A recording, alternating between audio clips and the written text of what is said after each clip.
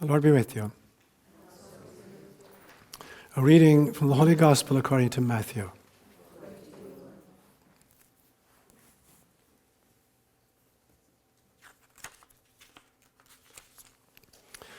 Then Jesus said to the crowds and to his disciples, "The scribes and the Pharisees sit on Moses' seat, so do and observe whatever they tell you, but not the works they do. For they preach, but they do not practice. They tie up heavy burdens hard to bear and lay them on other people's shoulders, but they themselves are not willing to move a single finger to help. They do all their deeds to be seen by others, for they make their phylacteries broad and their fringes long, and they love the places of honor at feasts, and the best seats in the synagogues, and greetings in the marketplace, and being called Rabbi by others. But you are not to be called Rabbi, for you have one teacher, and you are all brothers and sisters. And call no man your father on earth, for you have one Father who is in heaven. Neither be called instructors, for you have one instructor, the Christ. The greatest among you shall be your servant. Whoever exalts himself will be humbled, and whoever humbles himself will be exalted. But woe to you, scribes and Pharisees, because you shut the kingdom of heaven in people's faces, for you neither enter yourselves nor allow those who would enter to go in." Words inspired by God. I'm lucky enough that I live completely off the grid. The nearest PG&E lines to me are about 2 miles away. And so I'm totally self-sufficient. So for power, I got my own solar system, PVC panels that produce all the electricity for the house. And I have my own septic system. And I got my own well. The well goes down about 260 feet. And it's pumped up, and I pump it up to the highest part of the land. And I got 2 5,000-gallon tanks that sit up there. And then it gravity feeds across to my house. And the water comes from, it's snow melt from the Sierras that comes in underground. The only problem is the area is really geologically diffuse. And so as the water is coming up through all these strata, it takes on lead and it takes on aluminum. And then the storage tanks, occasionally critters will fall into it and there's bacteria in it. And so I can't drink the water straight from the tap. So I have to do a whole bunch of processes. Firstly, I have to do a reverse osmosis to take the heavy metals out of it. And then I have ultraviolet rays, lights, lamps that kill all the bacteria. So I have a special spigot that I can drink from. Now, I've used this example before because it represents to me the difference between spirituality and religion. Spirituality is like the snow melt that comes from the Sierras. It's pristine water. But as it's coming through the system and coming up through the stratification, it takes on all kinds of toxicity from the religions, that mediated to us. And so you have to learn somehow to do a reverse osmosis. A very famous Indian guru one time, a guy, I believe he was called Sri Nisargadatta, said, if you're walking in the wilderness and you come across the tracks of religion, follow them. But don't go where they're leading, go back where they originated from. Because inevitably, it gets corrupted. The message gets corrupted. So it's an interesting phrase. Reverse osmosis means you have to almost go backwards in time. When you encounter religion, you've got to go backwards in time and find out what did it look like originally. And the storage is also a problem. So these 2 5,000-gallon tanks, critters fall in and they die and breed bacteria of all kinds. And so you have to do some kind of ultraviolet radiation, a different kind of light, a different kind of consciousness in order to deal with what has been archived. And very often, the archiving of the wisdom of spirituality, is really toxic. So you have to zap it with a different kind of intelligence in the storage units. And that's what I want to talk about today. I want to talk about the religious dilemma, the tug of war that exists between fundamentalism on the one hand and mysticism on the other hand. And I'll make 4 main points this morning. The first one, I will talk about the origins of religion. The second one, I want to talk about the eras of the evolution of the journey. Thirdly, the different languages that are employed when we're talking about God. And then finally, the tug-of-war between fundamentalism and mysticism. So those are the 4 points I'll make this morning. So the first one, the origins of religion. I have never come across a satisfactory definition of religion. You get ones from sociologists, you get one from theologians, but there's no real satisfactory definition of religion. But I can tell you without doubt what the origin of religion is. I'm totally convinced that the origin of all religion is a mystical impulse that either a great prophet or a great person had, and this was the origin of it. What happened subsequently is a very different story.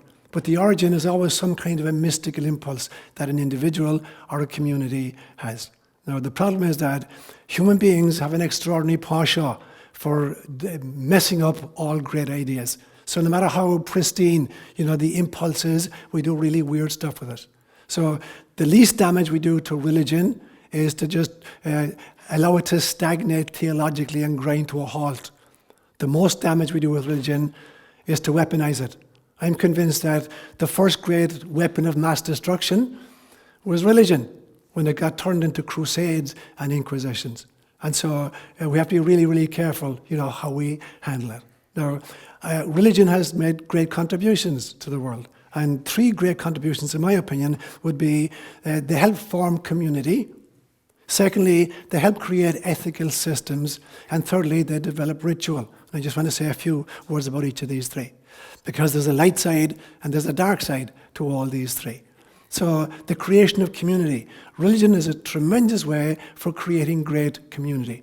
But the community should be one which is expanding in its compassion for other people. And so it should be honoring our preconception contract, what I've called the preconception contract. I'm convinced that souls, before they incarnate, make agreements or contracts or covenants with each other to come into the world at the same time and try to bring about a Christ consciousness in our world and in our times. And so when we meet these people, we recognize them, that we have agreed to work together to try to move our times into a Christ consciousness. That's the ideal of community when it's working properly. The shadow side of community, unfortunately, is that often, in fact, community becomes merely an organization which morphs into an institution which is taken over by some kind of an oligarchy, self-appointed leaders of some kind. And then the measure of holiness becomes orthodoxy, that you have to keep to the right teaching, as defined by this little oligarchy who put themselves in charge. And so any form of heterodoxy, if you think a little bit differently, initially the community is going to start shunning you because you're not being orthodox anymore. And God forbid you should wander into heresy or blasphemy, and then not only will you be shunned, you'll be inquisited and tortured and killed by the community. And the oligarchy are always the ones that decide when you've blasphemed or when you've been heretical. They'll determine what's orthodox and what is not orthodox. And so it descends into inquisitions and crusades very often. And then at some stage, some new prophet will emerge, a St. Francis of Assisi or somebody like that, or a Martin Luther King or a Mahatma Gandhi. And inevitably, there's a template for how to deal with the prophet. And the template looks like this. The first stage is you ridicule their teaching. How could anybody take that kind of mishegas seriously? If they begin to get followers, the next stage is to imprison them.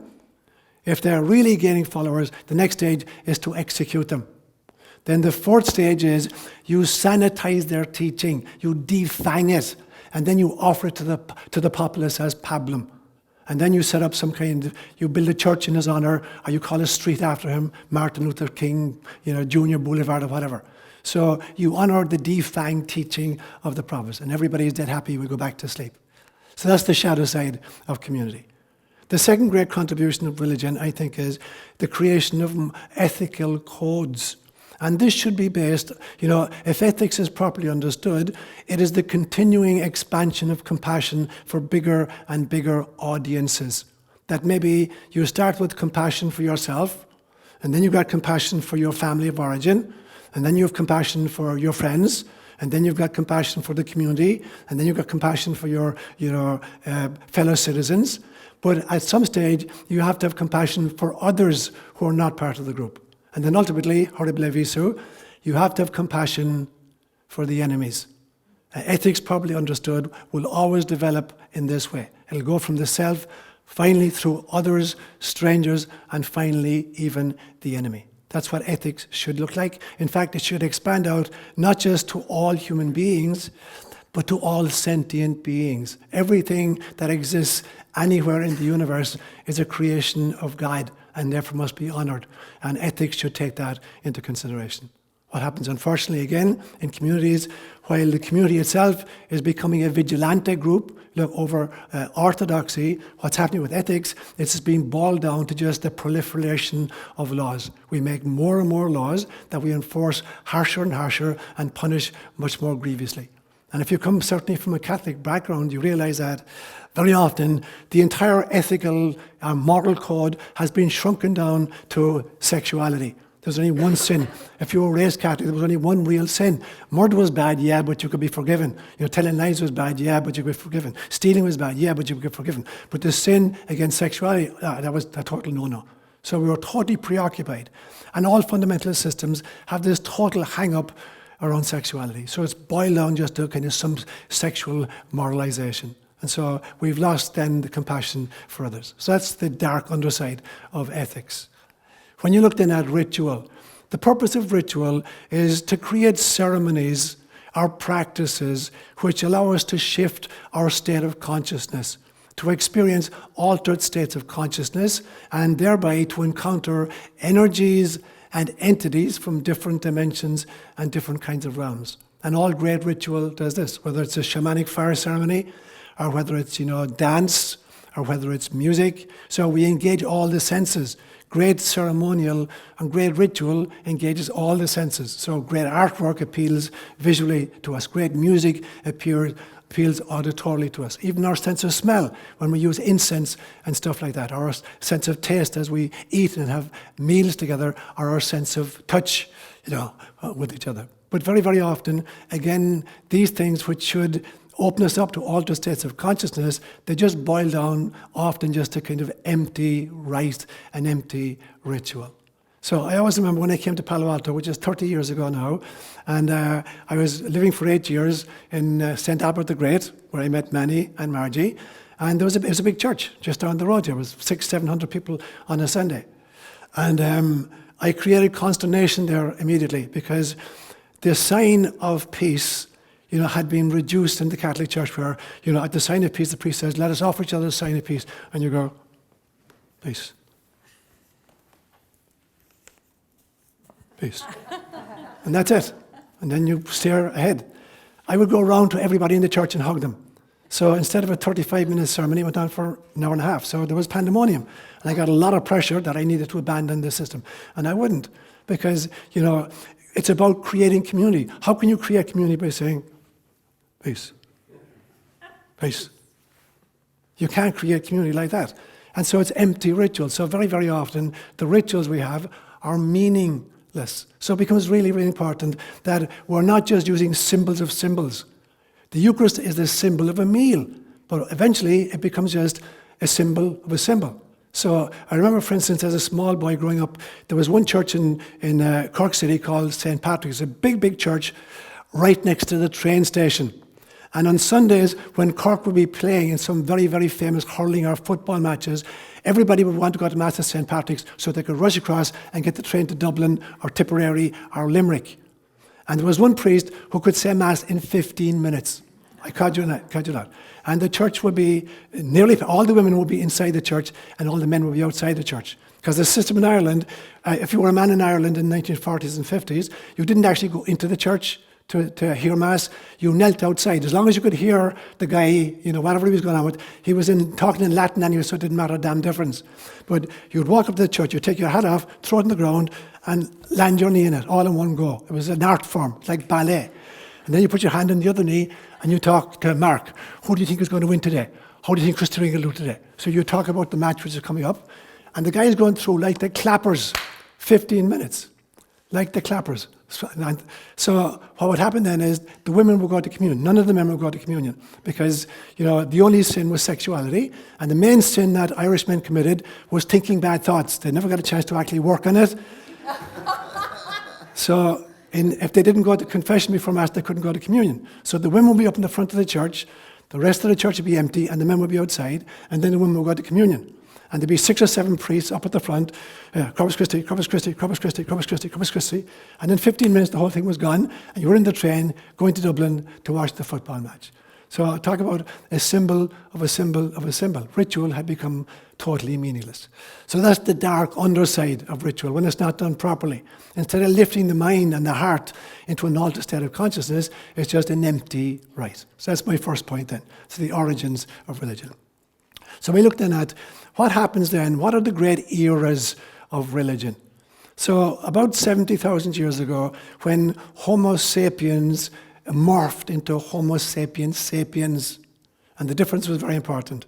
Homo sapiens means intelligent being or intelligent man, but they didn't have language skills. So Homo sapiens emerged about 200,000 years ago, but they didn't have language. Language only arrived on the scene about 70,000 years ago, and the shift is marked by Homo sapiens becoming Homo sapiens sapiens. And for the first time ever, we had the ability to manipulate symbols intercranially. We could manipulate symbols inside our own head and develop language skills. And one of the first purposes to which we put language, I believe, was to begin to ponder about the great existential issues. Where did all this come from? Who made it? What happens when we die? Because people are dying left, right, and center. The life expectancy was about 22, 23 years of age. What happens when people die? Is there a purpose to all of this? Is it meaningful? Is the universe meaningful? Are our lives meaningful? And so we began to create the first gods. And so the first stage in religion, I believe, I call it the era of the theologians. People began to talk about the gods or think about the gods. Now, this is a little bit like a modern human being who's fascinated with a movie star or a politician, and they're reading everything they can about them and talking to everybody about them, but they never actually plan to meet them. They don't think they're ever going to meet this person in their lives, but they're fascinated by it. So that was the first stage. So theologians are people who talk about the gods. That was the first stage in religion, it seems to me. The second stage was the era of the priests. And now the priests figure out they've actually made contact with the gods. And so where the theologians are talking about God, the priests are learning how to talk to the gods. And they do this in various ways. They do it through prayer, they do it through sacrifice, and they do it through ritual. So they believe that they've actually established some kind of a two-way communication, with these God figures. That would be the second stage. The third stage would be, I would call it the era of the prophets. And the prophets are individuals who claim not just to speak about God or to speak to God, but to speak on behalf of God. And so they would claim that they're actually in communication with these and they have messages from God. And so the job of the prophet is to try to create a covenant between the divinity and the community. And some of these covenants are really, really, really weird. I mean, it's amazing to me that, the Israelites believed that there was a covenant made with Abraham whereby God gave Abraham real estate if Abraham gave him foreskins. So you circumcise all the men, God gets foreskins, and the Israelites get land. How anybody could believe that, God made this kind of an agreement. Or that God made an agreement with the Catholic Church, that Jesus Christ made an agreement where he said, Tu es Petrus et super hanc Petram edificare ecclesia meam. You are Peter, and on this rock I will build my church. And whatever you decree on earth, I'll agree to in heaven. So when the Pope says, you're going to go to hell for all eternity if you eat sausage on a Friday, Jesus says up there, and you say, okay, I can live with that. And when the Pope says, and if you don't come to Mass on Sunday, and you get there before the Gospel starts, and you don't leave until after the last Gospel, you're going to go to hell. And Jesus says, okay, yeah, that's fine, I can live with that. And then the Pope says, in the 1500s, the Sistine Chapel is in a really, really bad way. We need a lot of money. So anybody who gives money for the building of the Sistine Chapel, they're going to get straight out of purgatory, straight out. Yeah. And Jesus said, okay, that's fine with me. I can live with that. And then after 1,870 years, when Pius IX suddenly discovered that he was infallible and he decreed it, and Jesus up there saying, see, okay, I don't think I'm infallible, but if you think you're infallible, who am I to block you? Okay, I can live with that. That the covenants we've made with the gods, it's ludicrous to believe that these covenants actually existed. There is only one covenant. And that covenant is the agreement that every soul makes with God and with the others as we come in. A covenant to come fully awake while we're still incarnated. And a covenant to help each other wake up. And a covenant to try to wake up the consciousness of the planet. That's the covenant. So the real job of the prophet is to help us remember what the real covenant is. And to call us back into alignment with that covenant. So the interesting thing is, it is not the job of the prophet to predict the future. The job of the prophet is to prevent the future. It is not the prophet's job to foretell the future, it is to forestall the future. Because the future inevitably is that human beings forget who they are and do all kinds of stuff that alienates them from their mission. And the job of the prophet is to tell them, guys, you keep going the way you're going, here's what's going to happen. So the measure of a great prophet, the measure of a really successful prophet is that the prophecies never come to pass. Because his job is to prevent the future and to forestall it, not to predict it or to foretell it. The really successful prophet is the one whose preaching is so powerful that people listen to him and they change what they're doing and the world becomes a different kind of place. So there's one great example in the Hebrew Scriptures.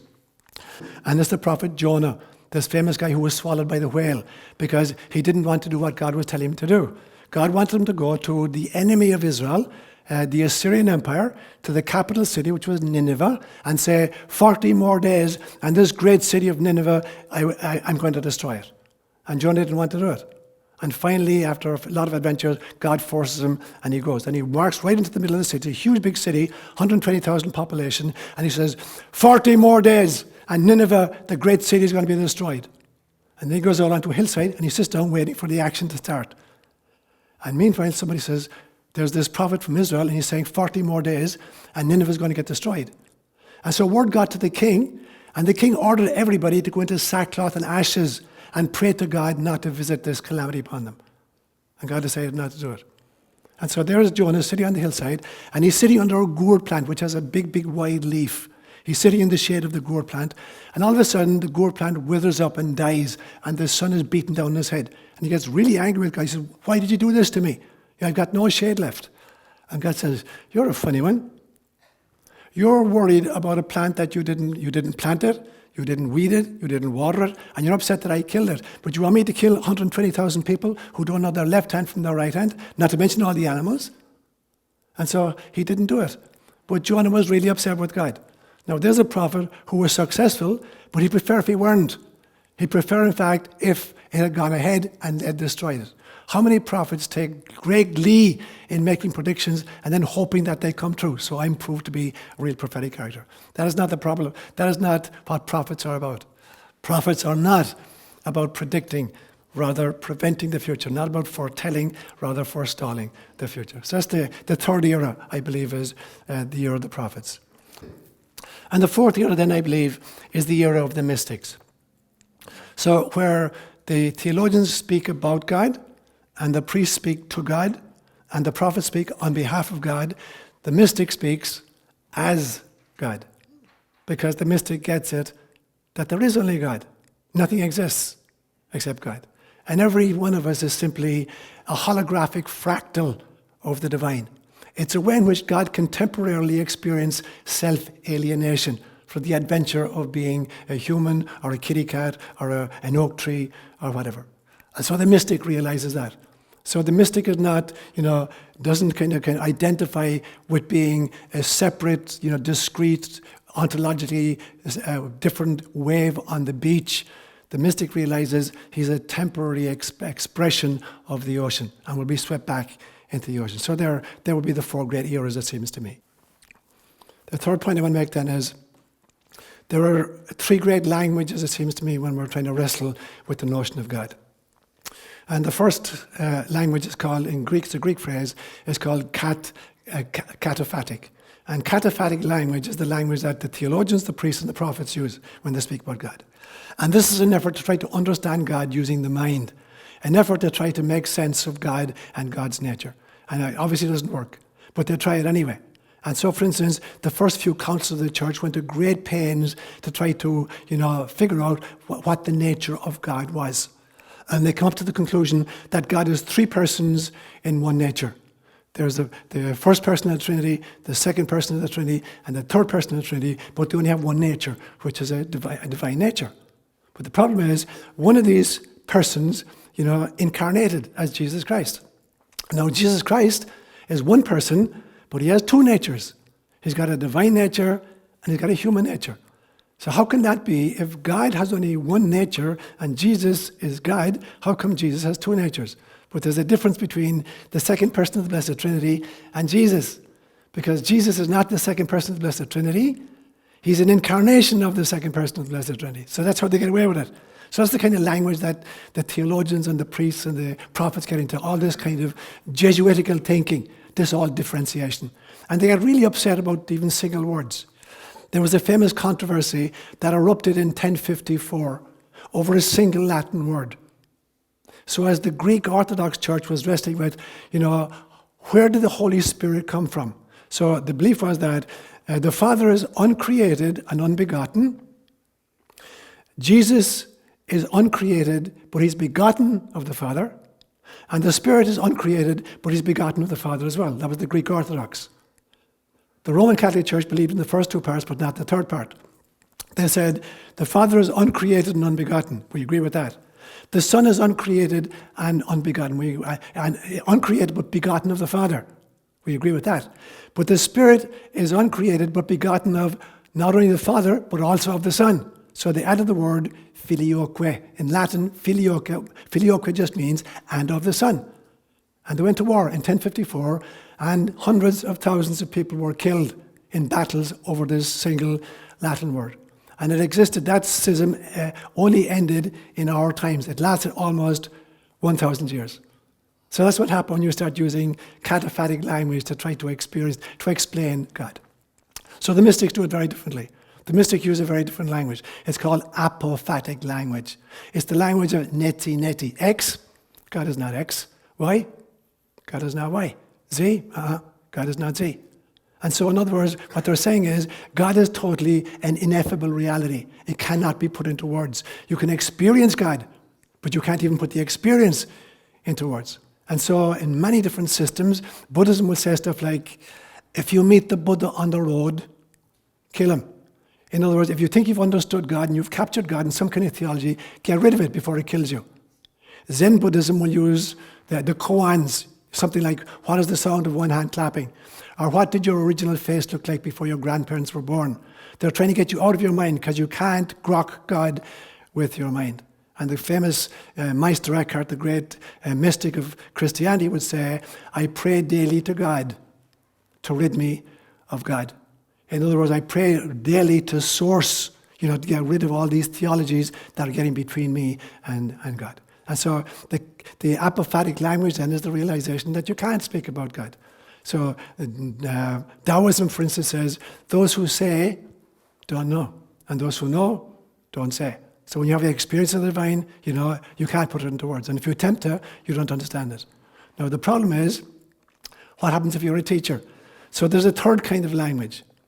If you're a teacher, you have to try to somehow help people understand, their relationship to source. So you can't use cataphatic language because that doesn't work. You can't say God is, because God is not that. And there's no point in talking about apophatic language. If you're a teacher, you're not going to teach anybody using apophatic language because you're not going to say anything at all. So there's a third way, which is the language of the teacher. It's symbolic language. And so you'll find, the great teachers will use, various forms of symbol, analogies, metaphors, aphorisms, parables, proverbs. So it's some way of trying to communicate the ideas, but making sure that the listener has to do two things. The listener has to make sure that they're not meeting this material at the level of the mind. So Christ will say very famously in Matthew chapter 13, he says, why are you speaking in parables? He said, I speak in parables so that seeing you may see, but not understand. Hearing you may hear, but not comprehend. Why would he be saying it in such a way that they can see it and hear it, but neither comprehend it nor understand it? Because he's telling them, if you're meeting my message here, it's not going to work. The only place this message is going to make sense is if you're meeting it here. If you're meeting it in your heart, or you're meeting it in your soul, then it will begin to make sense to you. So inevitably, the teacher has to use language which is symbolic language. So while the student is listening to it, not with her mind, but with her heart and her soul, she also has to be really careful not to take the words literally. You take the words literally, you're in big trouble. So for instance, when we're told that Jesus is the Lamb of God, is that real or symbol? Do we expect that Jesus is walking around on 2 mutton legs? Obviously we don't. But when we say that Jesus is the king or Jesus is the judge, we start taking that literally. And so we've turned Jesus into this, the most compassionate avatar possibly ever to visit the earth, has been turned into a psychopath, a judge separating the sheep from the goats and sending people down to hell for all eternity. That's what happens when you meet the message of a teacher at the literal level. So it becomes very, very important not to listen to the message just with our minds, but to start listening with our souls. That's the third point I want to make. And the fourth point then, and we look at the tug-of-war that then exists. So the best possible outcome is that the spiritual impulse that gave birth to religion would morph from religion into spirituality, into a unity consciousness or mysticism where you're unified with the source. That's the ideal trajectory. There's a mystical impulse that we have as human beings. It founds religion. The religion becomes a spirituality, and the spirituality becomes mysticism. That should be the journey of the human. In the very same way that little baby firstly starts crawling on his hands and knees, and then goes upright, and then starts speaking at about age 2, and then develops reason at about age 7, and then self-reflection about the age of 12. The next stages of the process should be moving into deep spirituality and finally mysticism. That should be the human trajectory. Unfortunately, it very infrequently happens in that way. And so very, very often, what tends to happen is that religion begins to stagnate. And therefore, our relationship with God is now predicated on fear and craven obedience. And our relationship with our fellow members of the community is predicated on law and dogma. And our relationship with everybody outside the community, particularly the enemy figure, is predicated on prejudice and xenophobia. That's what happens, unfortunately. And then there's this huge divide between fundamentalism and mysticism. And fundamentalism goes through 4 stages, whether it's political fundamentalism or religious fundamentalism. And the 4 stages are these. The first one is you take a very complex phenomenon and you reduce it down to a few simplistic bumper sticker one-liners. So you take an extraordinary concept like God and you reduce it down to some fundamentalist precepts. That's stage 1. Stage 2 is you identify an enemy, or if you can't identify one, you fabricate one. You make up an enemy is stage 2. Stage 3 is you dehumanize the enemy. And stage 4 is you make war on them. And because they're dehumanized, not only are you not committing murder, you're actually pleasing God. Because God is getting rid of these, inhuman, infidel, pagan, barbarians, whatever word you want to give to them. So that's the trajectory very often of fundamentalism. Mysticism goes in exactly the opposite direction. Where fundamentalism is going to take a complex idea like God and reduce it simplistically, mysticism is going to say we need to move from cataphatic language to apophatic language. We need to realize that God is totally ineffable and there is no way we can even talk about it. We can experience God, but we can't even talk about it. So it's going exactly the opposite direction. And where fundamentalism has identified an enemy, mysticism sees that everybody is brother and sister to me. Because we realize that we're all bite-sized pieces of source, that we're all holographic fractals of God. And so there is nobody, not only do I not have enemies, I only have brothers and sisters. And the third place where instead of dehumanizing the other, we divinize the other. You meet somebody else, or you stand in front of an oak tree, or you see a banana slug, and you say, Namaste. The divine in me recognizes and honors the divine in you. So it's the exact opposite of dehumanizing. It is divinizing everything that we come in contact with. And the fourth stage is, instead of making war, you make love. You treat everything with unconditional love. And so kind of to sum up in a metaphor, it's as if a religion, is a community bus with a whole bunch of people packed onto it. But at some stage, there's more pressure on the brake than there is on the accelerator. There's very little progress being made, and there's a lot of slowing down, until finally we put the gear lever into neutral, and we slide across to the side of the freeway, and we stop the bus, we close the doors, we cover the windows, and we stagnate inside. The mystic does exactly the opposite. The mystic gets off the bus and doesn't go on the roadway. The mystic heads off into the wilderness. And the mystic, in order to become a fully realized mystic, has to become a serial killer. She has to commit 4 murders. And I'm obviously exaggerating my language to make a point. She has to murder her ego. She has to murder her father. She has to murder her guru. And she has to murder her God. By which I mean this. I don't mean murder in the sense of annihilate, but reprioritize. We have to transcend the ego.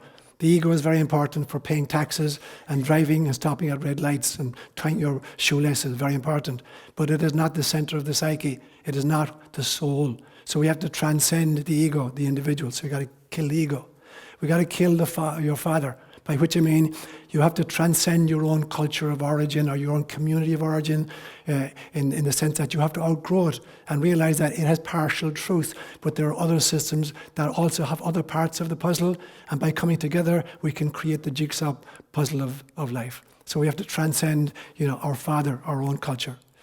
We have to transcend our guru, our religious system. There is no teacher who can take you all the way. Some teachers can show you some parts of the terrain, other teachers can teach you other parts of the terrain. There are parts of the terrain that only you can figure out for yourself. And there are no maps there.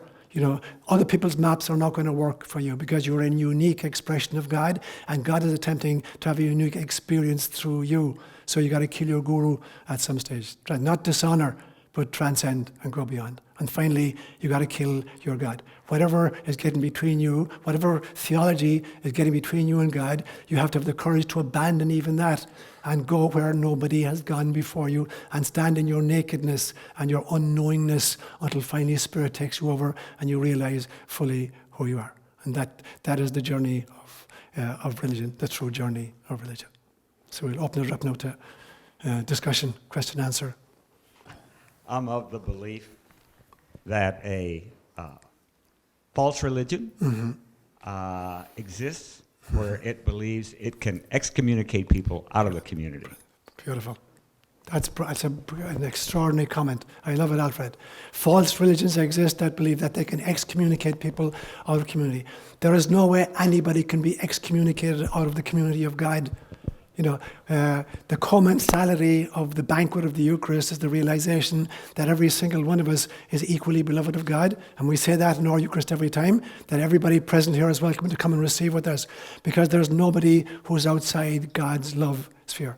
For God to be is to love. There's nothing, and I've said this before heretically, that as far as God is concerned, there is no difference between a banana slug and Jesus Christ. God does not love a banana slug any less than she loves, Jesus Christ. Because for God to be is love. God cannot parcel out or divide up love. 5% for this and 23% for that. For God to be is to love. So there is no such thing as a communication. And therefore, by ipso facto, there is no such place as hell. Hell, as a place of eternal separation from the source, is a total human fabrication. The only way hell exists is interpersonally, where we create hell for each other, or intercranially, where psychologically we convince ourselves we're sinners. But in actual fact, there is no way you can be separated from God, any more than you can be separated from the sun. You can put an umbrella between you and the sun, but the sun has not gone away. The sun is still there. Great comment, Alfred. Very good. Okay. As you were speaking, the people who meet at St. Mark's Church on Friday, which everyone is invited to, really, do the service. We take turns doing it, and then we take turns providing a talking point. And as you went through this morning, we met so many of our talking points. Right. And one of the interesting things that I believe is happening is that we are treating them like an experience. I wouldn't say we're mystical, But we take these ideas or notions and we experience them through our stories and through our responses to that. And so each time that you spoke, we've actually used a lot of those ideas and said, well, Seán says this, well, what do we, say yes or no or whatever. And so it's a body of experience. Absolutely. And that is what I really don't have a question. I That's just a great comment. have this comment that's what the community is. Absolutely. It's the experience, the mystical experience Totally. of the divine. Totally.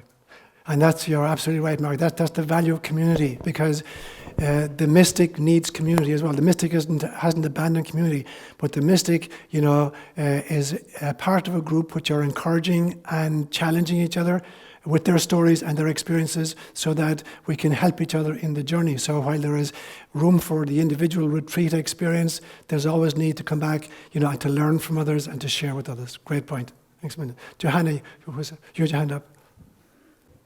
To me, it was this huge, beautiful package, what you said. So Okay. I don't have necessarily questions about that. But when we were talking here, the idea that we came in as bad and needing to be saved, that was one of the, and I don't know if it started in the Garden of Eden. I guess that's where it started, but it certainly took me many years to have the idea, and I think listening to you, undo that. And if you can just kind of address that. Sure. I mean, the whole notion of original sin was really invented by St. Augustine in the 400s.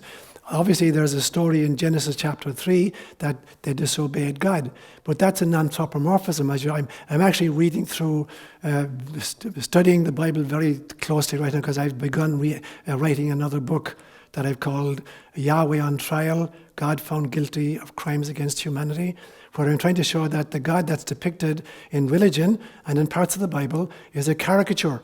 It's just human, vicissitude, human abilities, and human vices writ large. So this God that comes through in the story of Genesis chapter 3 is a total anthropomorphic God who comes down in the cool of the evening, walking in the garden, and then discovers that Adam and Eve are naked. They tell him that they found that they're naked after they ate the forbidden fruit. Now, I've said this before, that before they ate the fruit of the tree of the knowledge of good and evil, they're like innocent little babes. They're totally innocent and completely naive. They don't understand right from wrong whatsoever. So I've used this example. Suppose you're a mother and you're going out shopping for a few hours and you've got two little kids, a boy and a girl, and they're 3 and 4, and you say to them, there's cookies on that shelf up there, do not go near the cookies. There's carrots and there's parsnips and there's lettuce over there. You can eat the parsnips and the carrots and the lettuce. Do not go near the cookies up there on that shelf. And the kids, of course, are looking at the cookie shelf. And mother goes out and they get a chair and they climb up. And the little girl, who's 4, takes one down, takes it. She says, "What? These are really good." And she goes on to her little brother and he eats it. And Mammy comes home and she discovers what they've done. And what does Mammy do? According to this story, she throws them out of the house. They can't distinguish good from bad until they eat the cookie. Before that, they don't know it. So they're not guilty of a sin because they didn't have the ability to differentiate. But not only does Mammy throw them out of the house, Mammy says, "You're never welcome back in here again. And if you get married and have kids, I don't want to see those kids. And if you have grandkids, I don't want to see those grandkids forever and ever. Get the hell out of here." And she changes the locks on the door. That's the story of the book of Genesis. And so we spend our entire life then trying to come back and please Mammy. What do we need to do to get the key to the new lock? And so finally, Mammy has another son who's a real good boy, keeps all the rules, never ate cookies in his life, feasts only on carrots and parsnips. And he has to be sacrificed in order for the other two to get back in. Such mishigas. And we spend our entire lives trying to please this irascible Mammy, and the price of it is that she has to sacrifice the only good child she had to let the other two of us back in. And we built religion on this model. It's a ridiculous kind of a story. Yeah. Jenny.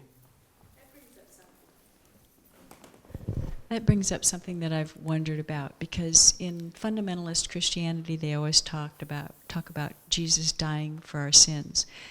And I haven't gotten very far on this road, but last Good Friday, it occurred to me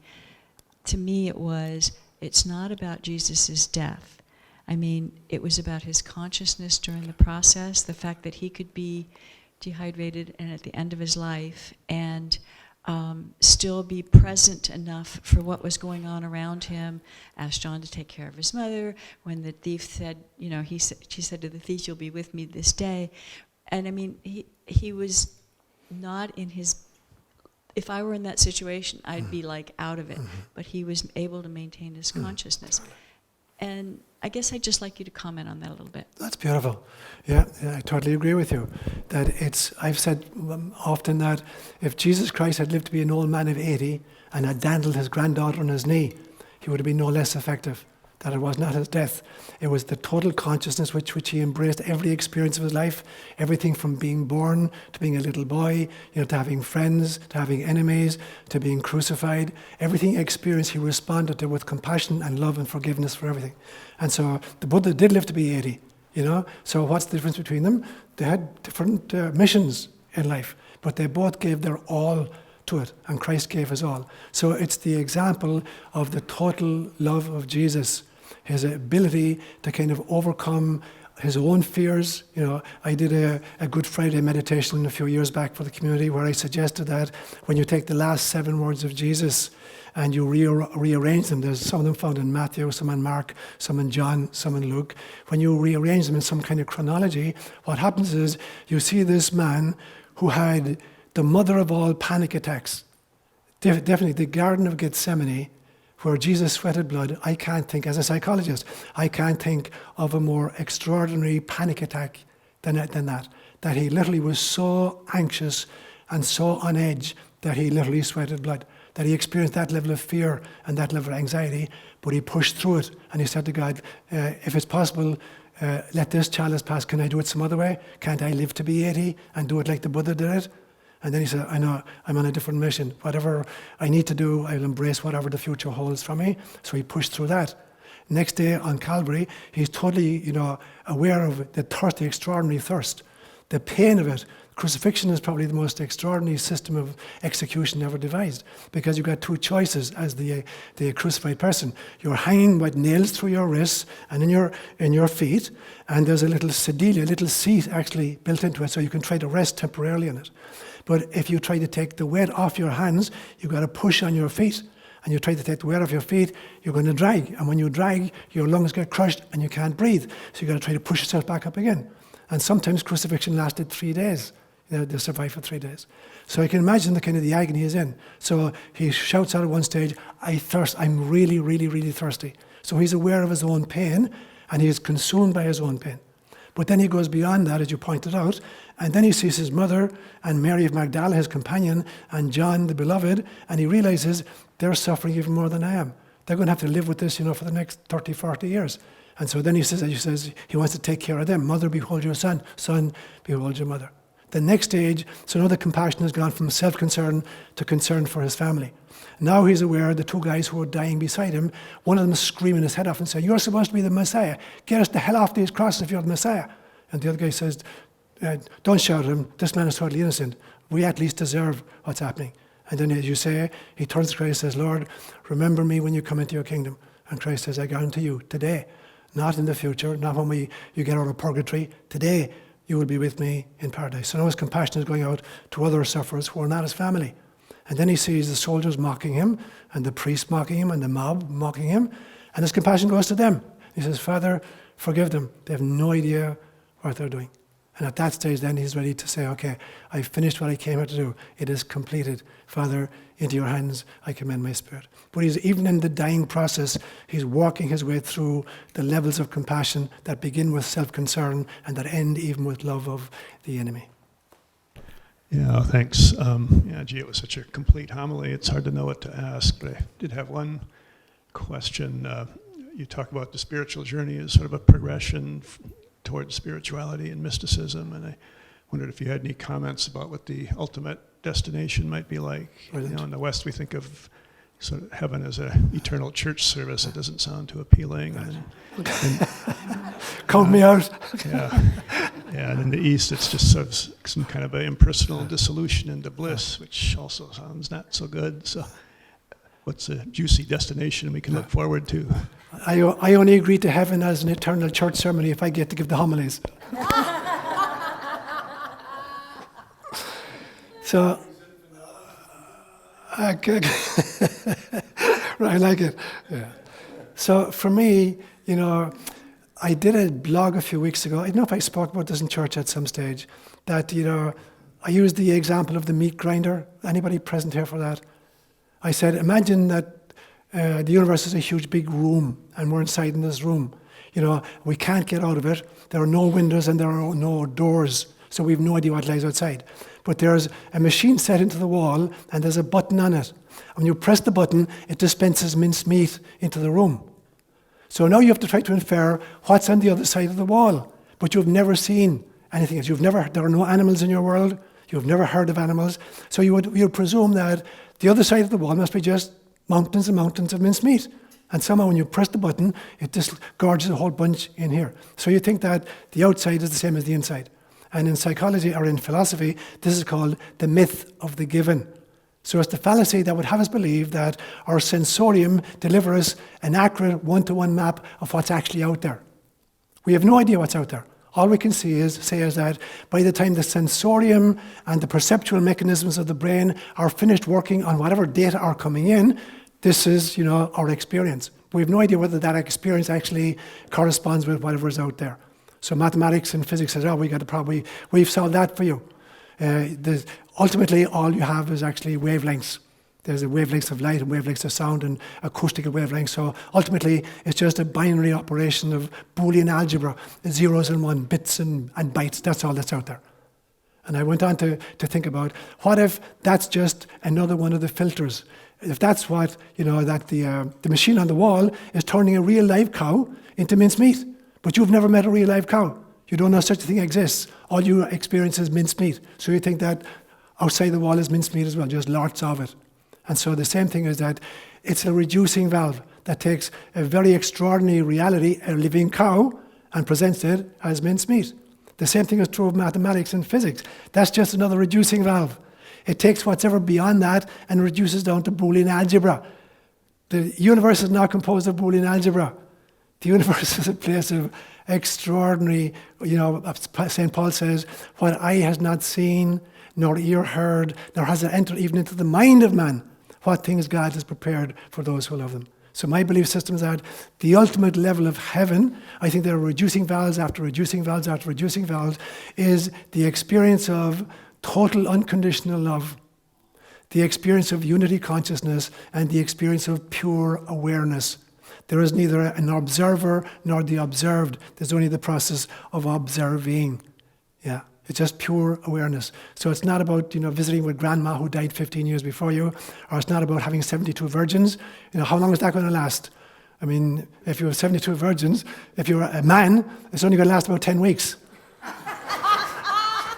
Then there's no more virgins left. That's it. So what version of heaven is really going to work for you? Obviously, you've got to transcend completely. It's a totally different dimension. It's pure love, it's pure awareness, and it's unity consciousness. Guys, I'm going to call it a day there because we have a party after Mass. The Eucharist continues with the potluck afterwards. So in the meantime, let's just offer each other a sign of our peace.